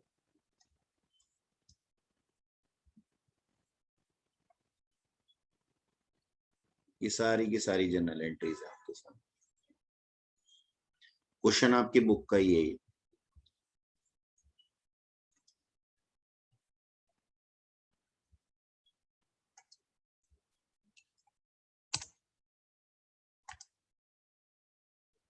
ठीक है, ओके, डन। Okay sir. चलें आगे, आओ जी। सही बात, working। और 20 अक्टूबर की दी हुई है, फिर सर इसे कॉस्ट प्राइस पे ही करेंगे। क्या क्या क्या? सर फिर ये कॉस्ट प्राइस हो गया ना 1,40,000 रुपए। तो 1 लाख हो गया कॉस्ट प्राइस। सर आपने, हाँ जी सर, आपने कहा था सेलिंग प्राइस पे करनी है इसमें एंट्री जब करेंगे तो। Yes sir. हाँ, सेलिंग प्राइस पे ही करनी है। 75,000 है सर। हाँ जी सर, अरे सर आपने अभी बताया ना, जैसे जो ऊपर पहली वाली एंट्री 1 लाख रुपए है, ये हमारी कॉस्ट पे दी गई है ना? नहीं, मेरी बात एक- सुनो, मैं इसका आप लोगों को बताता हूँ, सुनो मेरी बात। ये लिखा हुआ है कि सेल्स और रिटर्न बेसिस और उसका प्रॉफिट मार्जिन हमारे को दिया हुआ है, लेकिन जो गुड्स सेंड किया हुआ है ना, उसका अमाउंट बताया गया है यहाँ पे, तो वो हम उसको इनवॉइस प्राइस ही मान रहे हैं, हमें इसको बढ़ाने की जरूरत नहीं। ओके, मतलब ये सेल प्राइस ही है। हाँ जी, ओके। 1 लाख रुपए सर सेल प्राइस है। हाँ जी। ओके। अच्छा, अब देखो इधर,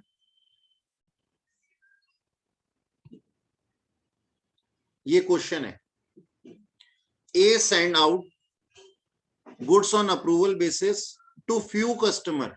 अब देखो यहाँ पे वर्ड लिखा है ना, टू फ्यू कस्टमर, इसका मतलब क्या हो गया? कैजुअली, कभी कभी होता है।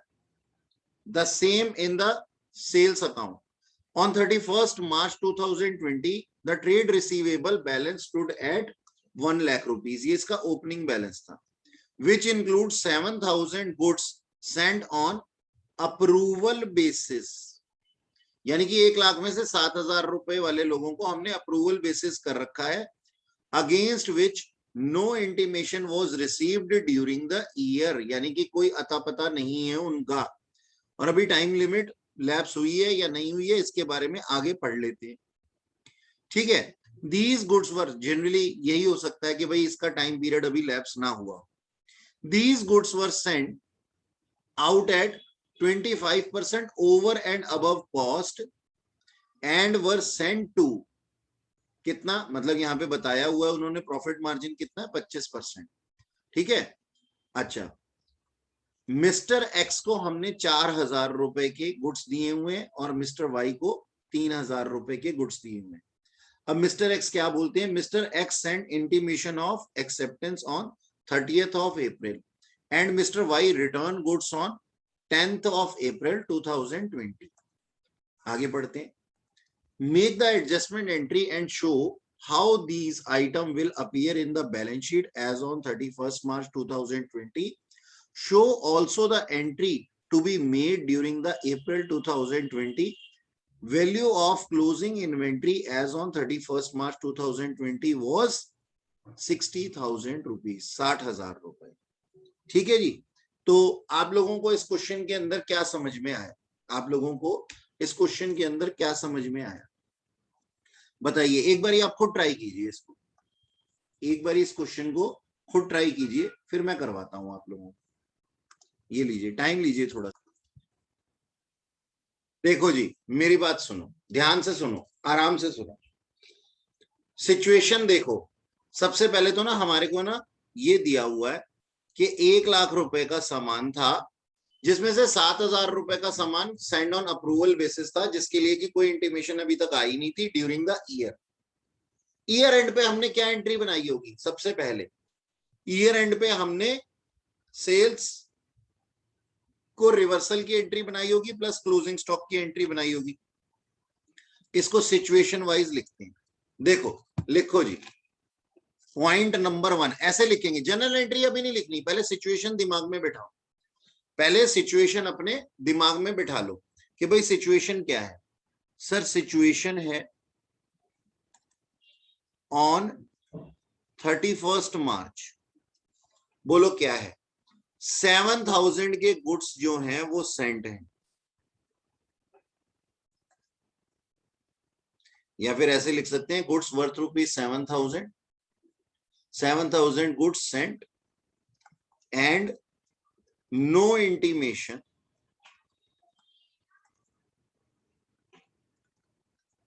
received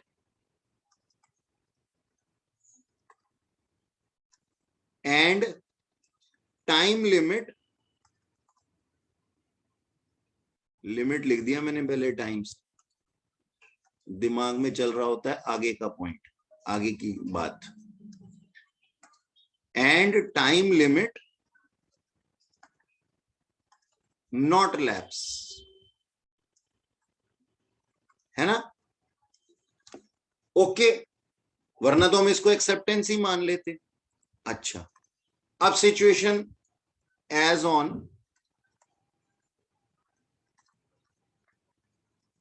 कौन सी डेट को? 10 अप्रैल, 10th अप्रैल,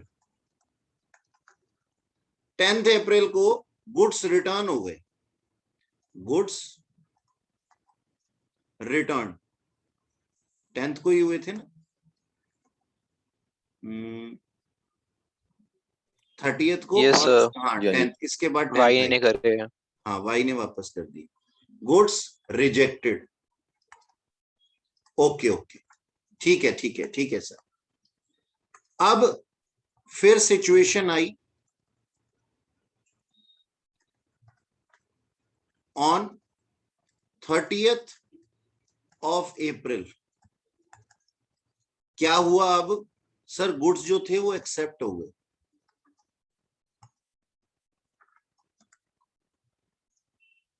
अब हमारे दिमाग में पता है क्या चल रहा होता है? जो हमने सीखा है, हमें तो ना दिवाकर सर ने सिखाया था कि अगर गुड्स एक्सेप्ट हो जाए ना तो उसकी एंट्री नहीं होती। हम ना रट्टू तोते बन के बैठे हैं। दिवाकर सर ने हमें सिखाया था कि अगर गुड्स एक्सेप्ट हो जाए तो उसकी जर्नल एंट्री नहीं होती। ये देखो सर, आप ही ने तो सिखाया था, if accepted then no entry.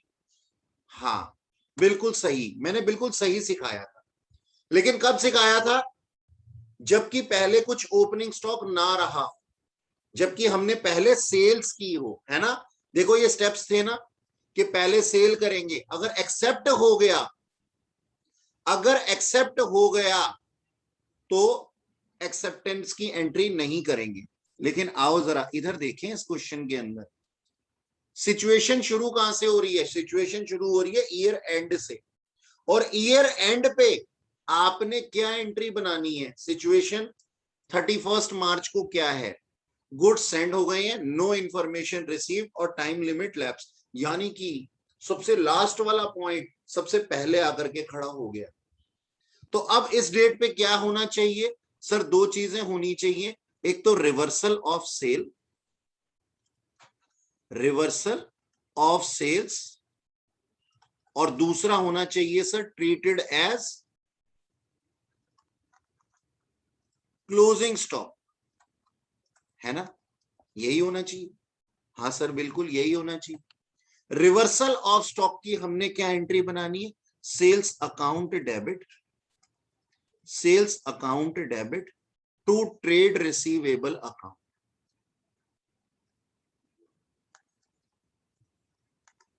कहानी यहां से शुरू हो रही है, ठीक है? और कितने की बात हो रही है यहां पे? ये 7,000 रुपए की। लो सर, अब नरेशन में बार बार नहीं लिख रहा हूं, मैंने लिखवा दिया पहले। ट्रीटेड एज क्लोजिंग स्टॉक, तो closing stock account debit to trading account 7,000। यानी कि हमने क्या किया इसको, हमने इसको सर 7,000 से थोड़ी आएगा। 7,000 से ही आएगा प्रभु। देखो मेरी बात सुनो। 25% प्रॉफिट था ना इंक्लूडेड। Yes sir. हाँ जी, यस सर, नीचे लिखा हुआ है ना। क्या? So these goods were sent out of 25% over and above the cost price. एक सेकेंड है ना। हाँ, these goods were sent out, क्या समझ में आता है इस लाइन से आपको? These goods were sent out 25% profit add है। at 25% over and above the cost price and were sent to Mr. X 4,000 और Mr. Y 3,000। दोनों का टोटल करना जरा। मेरी बात सुनो बच्चों, 7,000। यहां पता है क्या है, आप लोगों को इसमें कंफ्यूजन क्यों हो रही है? यहां पता है ये दिया हुआ है इस लाइन के अंदर कि हमने जो सामान भेजा है उसके अंदर हमारा 25% profit on cost price included है, ऑन कॉस्ट प्राइस इंक्लूडेड है। ठीक है जी, ये हमारे पास में लिखा हुआ। अच्छा, आप यहाँ पे ये क्लोजिंग स्टॉक की बात कर रहे हैं? Yes sir. ओहो, सॉरी, हाँ, इसको तो इनवॉइस प्राइस पे नहीं करते ना, इसको तो कॉस्ट प्राइस पे करते हैं। अच्छा, ठीक है, माय मिस्टेक, मैं आज बहुत गलतियां कर रहा हूं। देखिएगा, तो 7,000 और 7,000 से हमने इनवॉइस प्राइस पे एंट्री कर दी और फिर उसके बाद में कॉस्ट प्राइस पे एंट्री करनी। कॉस्ट प्राइस निकाल लें जरा, कॉस्ट प्राइस निकाल कर 5,000 आपने देख करके बता दिया बुक से? नहीं सर, लिखा है 5,250। 5,000 कितना? 250। नहीं, गलत कैलकुलेशन किया आपने। सर 5600 आएगा। 5600 आएगा, 5600। हाँ, 5600 आएगा, 5600 आएगा। और कैसे आएगा देख लेते हैं सर। 7,000 अगर अपने आप में कितना है, 125% है, कॉस्ट प्लस 25 था ना, तो बताओ 100% कितना होगा? कैलकुलेट करना है इसको। 5600 आता है? 5600। Yes sir. ठीक है जी, 5600, तो 5600 से एंट्री करें।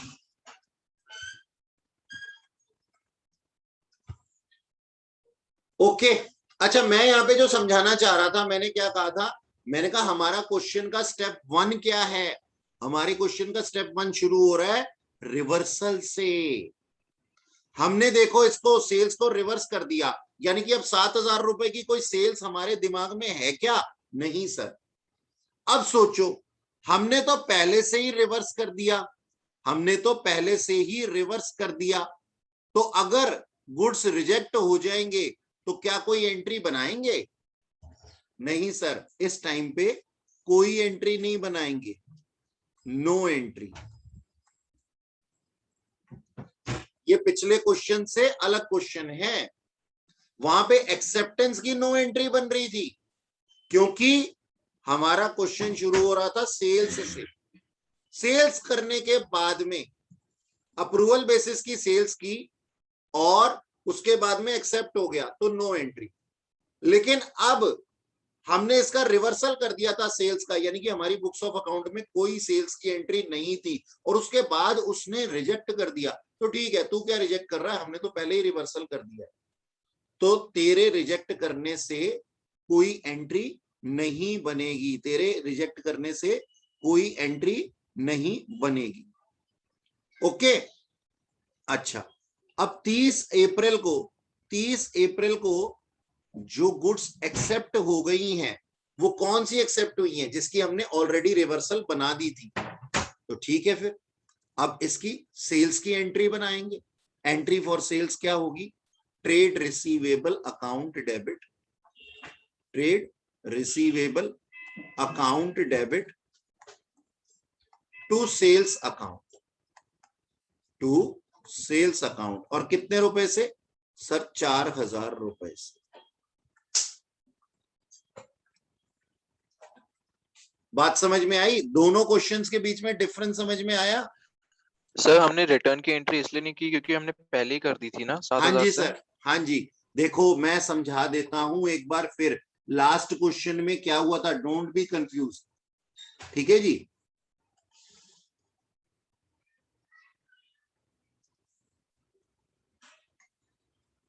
डोंट गेट कंफ्यूज, मेरी बात सुनो ध्यान से। हमारे पास में लास्ट क्वेश्चन के अंदर क्या था सर? लास्ट क्वेश्चन के अंदर पहले हो रही थी सेल, फिर आ रही थी एक्सेप्शन, एक्सेप्टेड या रिजेक्टेड। सेल्स होने के अंदर अगर एक्सेप्टेंस आती है तो नो एंट्री, रिजेक्शन आती है तो हाँ एंट्री होगी। बात समझ में आई? लेकिन इस क्वेश्चन के अंदर, करंट क्वेश्चन के अंदर हमारा क्वेश्चन शुरू कैसे हो रहा है? ईयर एंड से, यानी कि रिवर्सल ऑफ सेल से।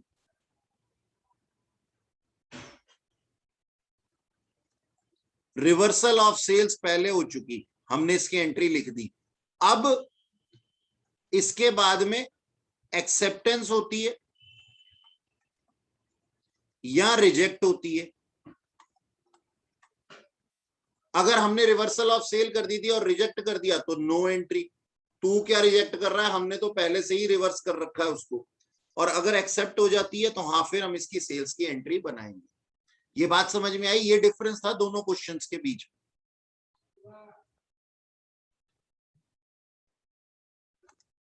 ठीक है जी।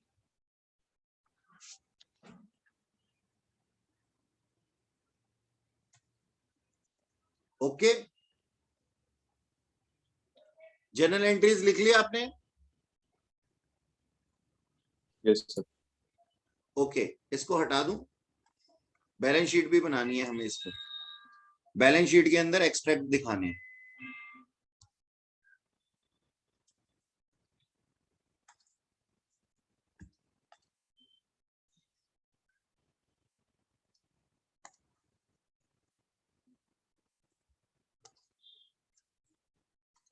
तो ये रही सर हमारी बैलेंस शीट।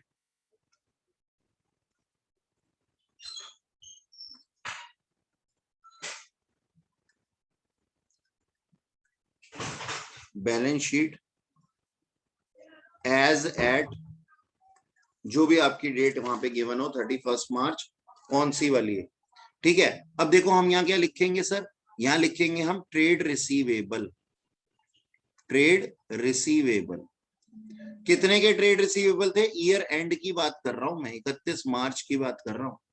ठीक है, ट्रेड रिसीवेबल थे सर 1 लाख रुपए के। उसमें से हमने लेस कितने कर दिए? 7,000 के माइनस कर दिए थे ना। तो कितने के ट्रेड रिसीवेबल बच गए? 93,000 रुपीज के। ओके, अच्छा अब हमें लिखना क्लोजिंग स्टॉक। क्लोजिंग स्टॉक, तो हमारा क्लोजिंग स्टॉक कितना था? क्वेश्चन में गिवन है 60,000 था, है ना? 60,000 था। और क्लोजिंग स्टॉक विद कस्टमर कितना है? Closing stock with customer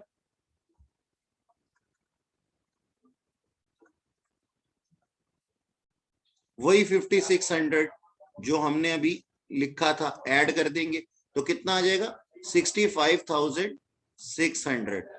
65,600।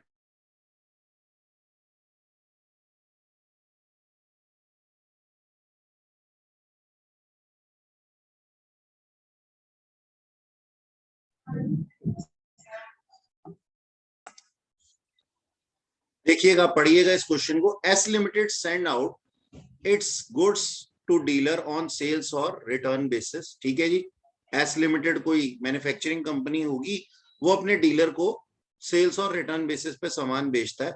All the transactions are however treated as actual sales and pass through day books. ठीक है, यानी कि ये क्या बोलना चाहते हैं? ये हमारे पास में बोलना चाहते हैं कि हमारे पास में डे बुक के अंदर इसकी रिकॉर्डिंग होती है just before the ending of accounting year as on 31st March 2020 20 such goods have been sent to dealer at the rate 250 each। यानी कि साल खत्म होने से पहले 200 गुड्स 250 रुपए की, जिसकी की कॉस्ट 200 रुपए थी, उसको बेचा गया। अब यहाँ पे सेल्स प्राइस और कॉस्ट प्राइस दोनों ही दिया हुआ है। अच्छा, on sales on return basis and debited to his account of these goods, इन गुड्स में से 31 मार्च 2020 को 50 गुड्स रिटर्न कर दी गई और 70 जो थी वो सेल कर दी गई। While for other goods date of return has not yet expired, यानी कि इसके अलावा जो अगर कोई सामान बच गया तो उसके लिए अभी तक टाइम जो है वो खत्म नहीं हुआ। ठीक है ना। अब ये हमारे पास में पूरा क्वेश्चन हम लोगों ने पढ़ा। अब इस चीज के लिए ना एक छोटा सा ना डायग्राम बना लेते हैं बेटा कॉपी में, ताकि हमें ये चीज याद रहे। ध्यान से सुनना, जरा ध्यान से देखना कि कॉस्ट ऑफ गुड्स सेंड कितनी है। कॉस्ट ऑफ गुड्स सेंड है सर 200 इंटू 200, यानी कि 40,000 का गुड्स सेंड किया गया है। ठीक, और जो sales price of goods send है वो 200 गुड्स भेजी गई हैं और उनका प्राइस कितना है 250 रुपए, यानी कि 50,000। तो प्रॉफिट मार्जिन कितना का था? प्रॉफिट मार्जिन 50,000 रुपए का था। अब हम ना इसको कैटेगराइज कर देते हैं, इसको कैटेगराइज कर देते हैं 3 कैटेगरी। ठीक है, 3 कैटेगरी में हमने इसको कैटेगराइज कर दिया।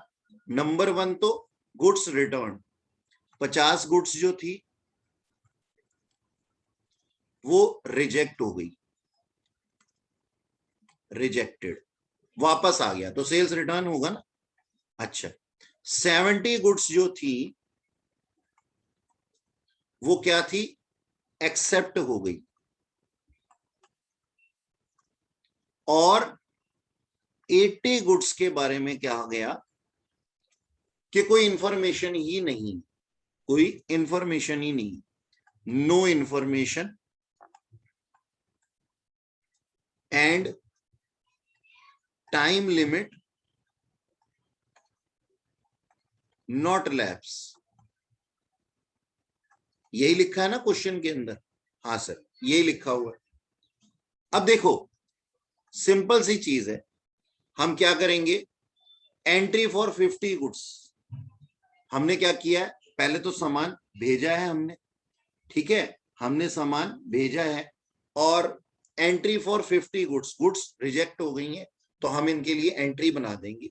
ठीक है ना। अच्छा, पहले सबसे पहले कितने गुड्स की एंट्री होगी? सबसे पहले हमारी 200 इंटू 200 गुड्स के लिए एंट्री होगी। क्या एंट्री होगी? नंबर 1 जल्दी बोलो, बोलो बोलो।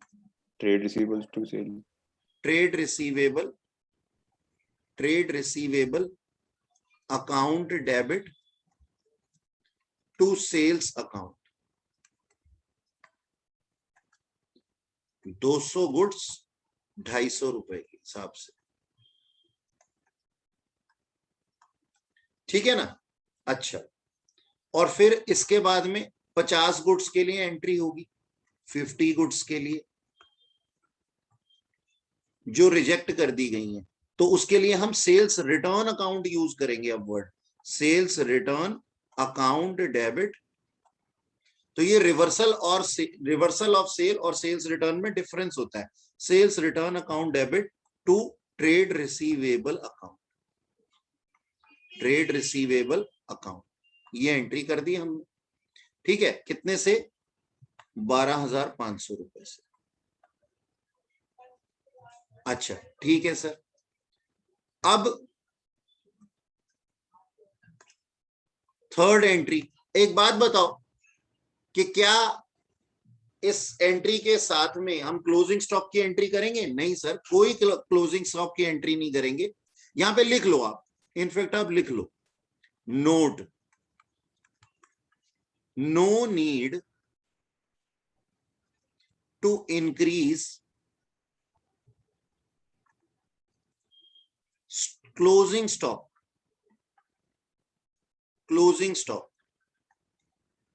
by entry as it may assumed that trial balance will be prepared या फिर trial balance will calculate it. ठीक है जी, itself। ओके, ये नोट लिख ही लेना अपने साथ ताकि कोई कंफ्यूजन ना रहे। बहुत से बच्चों को ना रिवीजन टाइम पे ये कंफ्यूजन रहती है कि यहाँ पे हमने क्लोजिंग स्टॉक की एंट्री क्यों नहीं की, क्योंकि ट्रायल बैलेंस में एंट्री होनी है अभी। अच्छा, अब 80 गुड्स की एंट्री करेंगे। 80 गुड्स एक्सेप्ट हो गई हैं। बोलो सर, 80 गुड्स की कोई एंट्री होनी चाहिए क्या? सर क्लोजिंग स्टॉक में ले लेंगे, बताइए। क्लोजिंग स्टॉक में लेंगे। हम अच्छा क्या नाम है, अभी तक एक्सेप्ट भी नहीं हुई है। 80 गुड्स क्या है, इसकी कोई इंफॉर्मेशन भी नहीं है। 70 एक्सेप्ट हुई है। 70 एक्सेप्ट हुई है। हाँ 70 एक्सेप्ट हुई है। 70 एक्सेप्ट हुई है, तो जो 70 गुड्स एक्सेप्ट हुई है, पहले यहाँ पे 70 ही लिख देता हूं, इधर सीक्वेंसली ही लिख लेते हैं। 70 गुड्स एक्सेप्टेड, 70 गुड्स एक्सेप्ट हो गई, तो इसके लिए कोई एंट्री नहीं चाहिए हमारे को, नो एंट्री। क्यों? क्योंकि हम सेल्स की एंट्री पहले ही बना चुके हैं। और रिमेनिंग जो 80 गुड्स हैं जिनकी कोई इंफॉर्मेशन भी नहीं है, उसके लिए एंट्री बन जाएगी क्या? Reversal of sale. तो वो क्या एंट्री होगी? Sales account debit to trade receivable account, to trade receivable account. कितने रुपए से सर? 250 इंटू 80। खुद कैलकुलेट करना, मेलोडी खाओ, खुद जान जाओ। और यहां पे क्लोजिंग स्टॉक के लिए एंट्री होगी। ठीक है जी, क्लोजिंग स्टॉक लिख सकते हैं या फिर आप लिख सकते हैं इन्वेंट्री विद कस्टमर।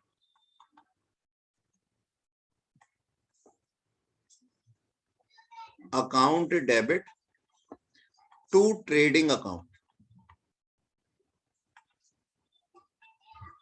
और ये एट कॉस्ट होगी। और इसकी कॉस्ट कितनी थी? 80 इंटू 200।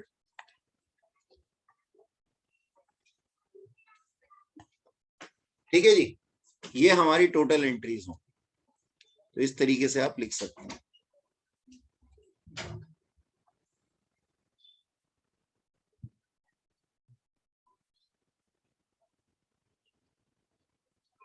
इसको अपनी कॉपी में पूरा प्रॉपर बनाइएगा इस तरीके से। ठीक है,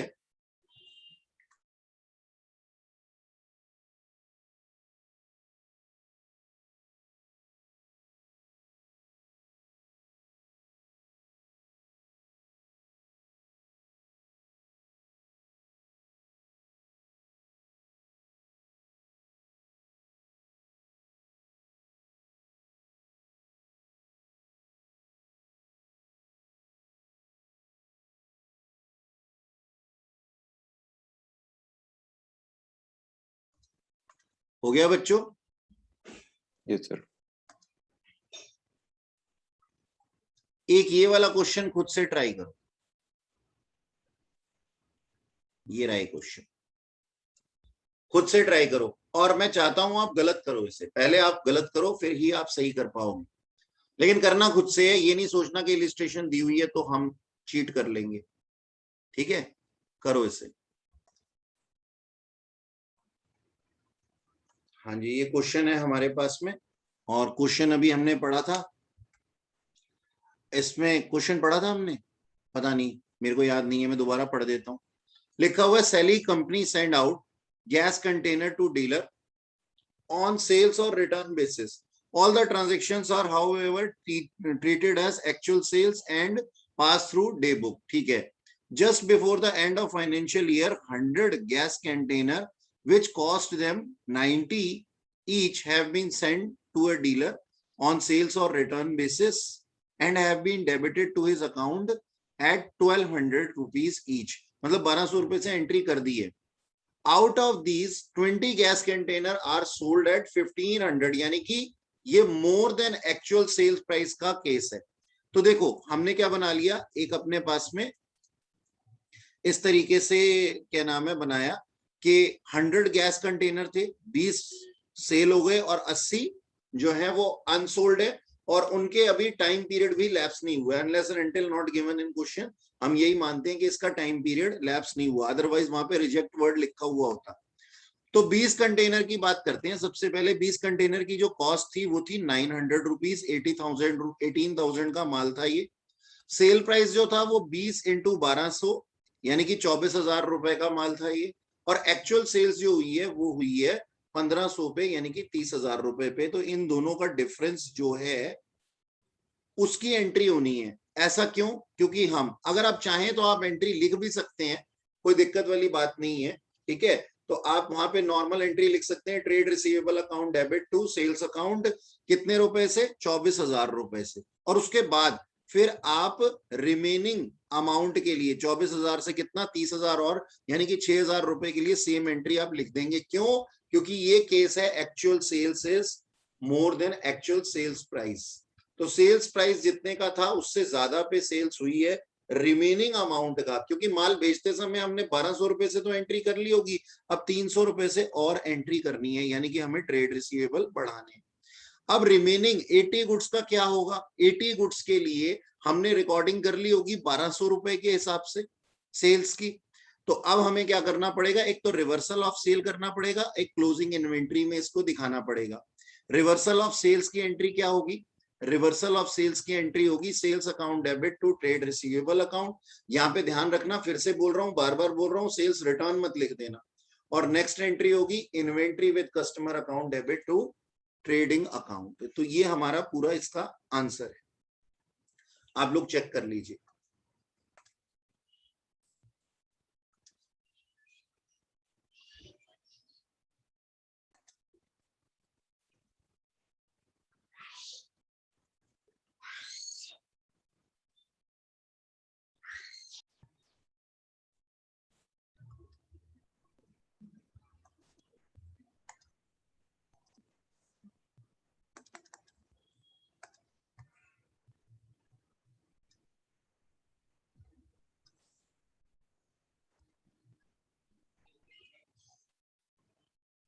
हाँ जी, देखिएगा ये नेक्स्ट क्वेश्चन.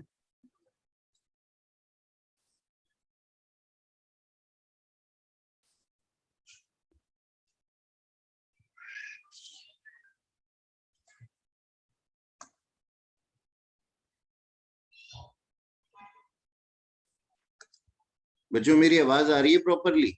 हाँ जी sir. Yes sir. Yes sir. शायद कुछ नेटवर्क इशू है, ऐसा लिखा हुआ है. चलिए ठीक है, अब ठीक है, ध्यान से देखिएगा. 6th क्वेश्चन के अंदर क्या बताया गया? 6th क्वेश्चन के अंदर बताया गया कि E limited send out its accounting machinery जिसकी की कॉस्ट थी 200 रुपए ईच, सेल्स और रिटर्न बेसिस पे. अच्छा, और वही चीज लिखी हुई है कि ये डे बुक्स के अंदर रिकॉर्ड की जाती है. Just before the end of financial year on 31 March 2020 300 machinery जो है वो बेची गई हैं जिनका की इनवॉइस प्राइस है 280 ईच. उसमें से 90 मशीनरी जो है वो एक्सेप्ट कर ली गई है बाय कस्टमर एट 250 ईच. ये देखने वाली पॉइंट है यहाँ पे. एक्सेप्ट कर लिया वो ठीक है, एक्सेप्टेंस की कोई एंट्री नहीं होती एक बार सेल करने के बाद, लेकिन सर एक्सेप्टेंस किस पे की गई है? लेस अमाउंट पे की गई है. 280 का रेट था और 250 में इन्होंने एक्सेप्टेंस दी है. तो हमें अमाउंट को कम करना पड़ेगा, सेल्स को 30 रुपए से कम करना पड़ेगा. And as to the rest no report is forthcoming, यानी कि कोई अता पता ही नहीं है रिमेनिंग का, तो वो अनसोल्ड है और टाइम पीरियड भी लैप्स नहीं हुआ. तो आप इसको इस तरीके से बनाइएगा अपनी कॉपी में कि कॉस्ट ऑफ 300 मशीनरी कितनी थी सर? 200 के हिसाब से 60,000 का सामान था, और इसको भेजा गया था 280 पे। तो 280 पे जब भेजा गया था हमने एंट्री बना ली होगी। क्या एंट्री बना ली होगी? Trade receivable account debit to sales account 280 rupees से।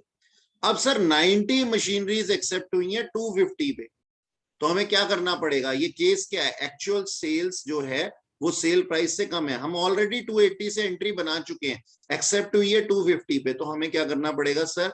रिवर्सल की एंट्री बनानी पड़ेगी 30 रुपए से। 30 कैसे आया? 280 माइनस 50।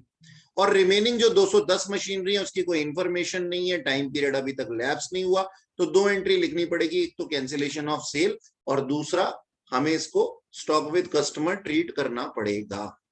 ओके सर, अब इसकी जर्नल एंट्री लिखना तो बहुत ही आसान है, अब तक तो आप लोगों को याद ही हो गई होगी। तो हम क्या लिखेंगे यहाँ पे? सेल्स अकाउंट डेबिट, रिवर्स कर रहे हैं ना हम इसको, रिवर्स 30 रुपीज से कर रहे हैं सिर्फ, to trade receivable account.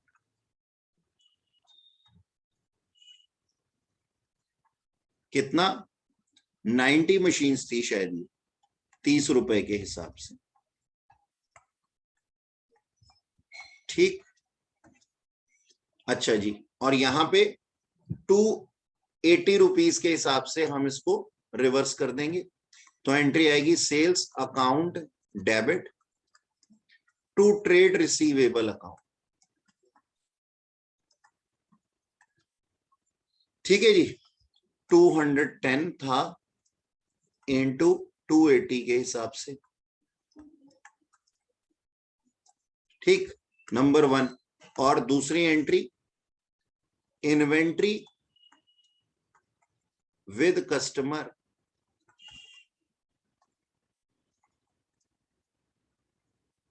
Account debit